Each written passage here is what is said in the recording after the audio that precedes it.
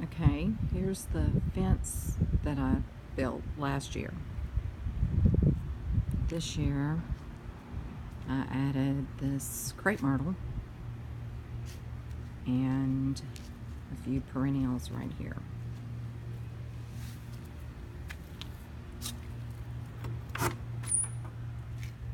Hey, Lexi.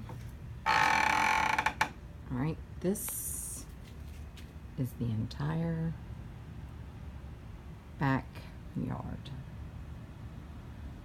I think this main patio area is about 8 foot by maybe 16 foot, but that includes all that little area up there, which is really not usable space. So we just have, and we have Eason's little pool in here, which takes up a lot of space. When that's gone, when he outgrows that, I'll probably put maybe some kind of little settee or something over on that side. It won't take up quite that much space, but he's enjoying it. So, and on this side, we just have a couple of chairs and a table. And I have, look at this, I have planted some jasmine. I don't know if you can see it, but I've wired the fence in a pattern here and planted jasmine to grow on like these first 2 panels here, so it'll grow all the way down behind to this area right here. And this, all of this where the rock is just weeds all the way back. So put these rocks in last year and didn't plant anything in this planter until this year. But this is a blueberry bush right here. So I think that's kind of pretty in that pot.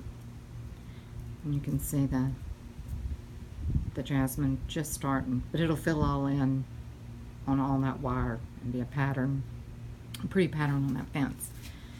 And so if you head this way, there are 2 blank fence panels here that are like 8 foot long, and I'm gonna exfoliate an apple on the first one and a pear on the second one.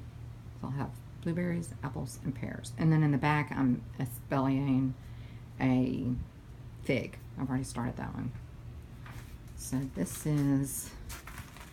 area is 4 feet wide is all. This is my little potting bench, and I built that last year out of the boards that were left over from the fence. That's come in handy because I need a space like that. And then down here, that black bucket is my compost. Remember how big my compost used to be? That's my compost, all of it, 5-gallon bucket. I planted, these are new, little ball bushes. That's one on either side there. And then this year, I kept going with the rocks, switched over to these stepping stones, and put in these planters here. And those are just storage containers. And I cut the bottom out of them and sunk them in the ground, probably 6 inches or so. But it helps raise the plants.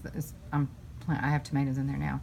Helps raise them up where they can have better access to sun because these houses are so close together. And then the little stones around the edge there, those were all those stones that I use in the front and the back. Those were already here. They were buried up down the side of the house here, but they were already here. I just dug them up and found those. And then on the tomato plants, this little trellis here is just took 4 of those little trellises that you stick in the ground, and I hung them from the fence on plant hangers. So they're super sturdy. So when I look out the kitchen window, they look pretty out the window. prettier than tomato cages. I don't have any tomatoes because I planted these super late, but I do have a good many flowers, so I think I'm going to get some tomatoes. And then my neighbor across the street gave me these tomato plants not too long ago, and they're doing pretty good. These are those little sweet 100s, I think. And that is a zucchini plant.